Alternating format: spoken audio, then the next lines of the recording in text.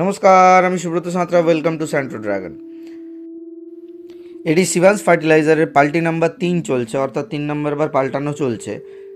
এটি প্রথম টার্ন করা হয় 4 দিন পরে, এবং তারপর 2 দিন পরে, এবং তারপর থেকে প্রতি একদিন অন্তর এটিকে পাল্টাতে হয়। টোটাল 18 বারের এই শিডিউল বা 18 দিনের এই শিডিউলে এটি খুব সুন্দর চা পাতার দানার মতো হয়ে যায়।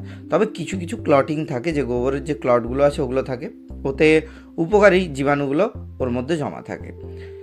এবার চলে আসি সিভান্স ফার্টিলাইজার কাকে রিপ্লেস করে। আপনার জমিতে যে পরিমাণ ডিএপি আপনি দেন, একটা সিভান্স ফার্টিলাইজারে 4x4x4-এর যদি ঢিপি থাকে, তাহলে 1 বিঘা জমির জন্য সাফিসিয়েন্ট হয়।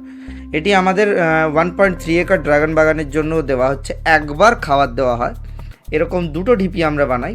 প্রতিবারের খাবারে আমাদের পটাশের পূর্তি করার জন্য এতে প্রচুর পরিমাণ কলা গাছ আমরা দিয়ে থাকি। আপনারা এর আগেও দেখেছেন। এটি দুরকম প্রসেসে করা যেতে পারে। একটা অ্যারোবিক অর্থাৎ বায়োবিও, ফেলে রেখে দেবো, 6 মাস ধরে পচবে। আর একটা অ্যানারোবিক অর্থাৎ ট্রিপল দিয়ে ঢাকা দিয়ে রাখবো, যাতে বায়ুর সংস্পর্শে না আসে, এবং প্রত্যেকবার পাল্টি খাওয়ার সময় এটি ঠান্ডা হবে, এবং আবার ট্রিপল দিয়ে ঢাকার ফলে এর মধ্যে গরম বা এর মধ্যে পচন সৃষ্টি হবে। তো এই ধরনের আরও ডিটেলসে ভিডিও জানার জন্য বা এই ধরনের আরও ডিটেলসে জানার জন্য চ্যানেলের সাথে সাবস্ক্রাইব করে রাখবেন।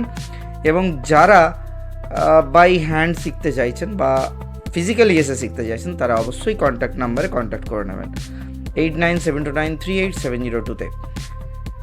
Thank you, bye bye, stay tune for the next video. দেখা হচ্ছে আবার নতুন ভিডিওতে।